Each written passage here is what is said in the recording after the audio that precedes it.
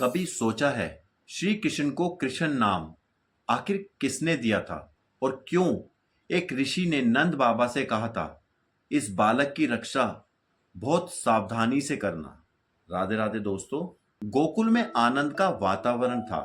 नंद बाबा के आंगन में नन्हे कृष्ण की लीलाएं सबका मन मोह रही थी। लेकिन उसी समय एक महान ऋषि गुप्त रूप में गोकुल पहुंचे। वह थे गर्ग मुनि।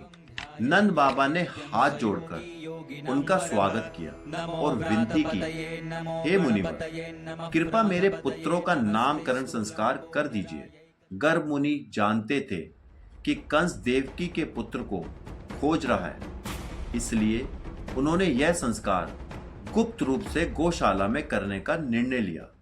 सबसे पहले उन्होंने रोहिणी पुत्र का नाम रखा। उन्होंने कहा, यह बालक अपने गुणों से सबको आनंद देगा, इसलिए इसका नाम राम होगा और इसकी अद्भुत शक्ति के कारण यह बलराम कहलाएगा।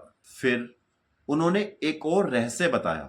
यह बालक पहले देवकी के गर्भ में था, फिर रोहिणी के गर्भ में स्थानांतरित किया गया, इसलिए इसका एक नाम संकर्षण भी होगा।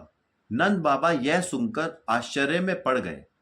फिर गर्ग मुनि ने नन्हे कृष्ण की ओर देखा और बोले, यह बालक हर युग में अलग अलग वर्ण में प्रकट हुआ है, कभी श्वेत, कभी लाल, कभी पीत और अब श्याम वर्ण में प्रकट हुआ है, इसलिए इसका नाम कृष्ण होगा।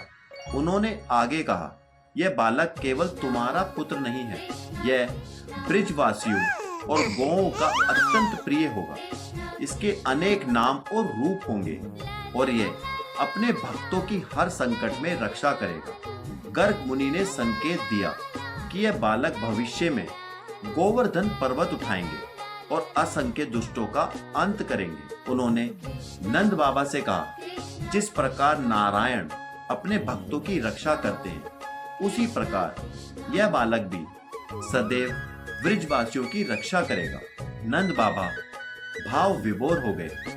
उन्हें महसूस हुआ कि उनका पुत्र साधारण नहीं है, पर वे अभी भी उसे प्रेम में केवल अपना बालक ही मानते थे। भगवान की लीला यही है, वे अनंत होकर भी भक्तों के प्रेम में बंध जाते हैं। जय श्री कृष्ण।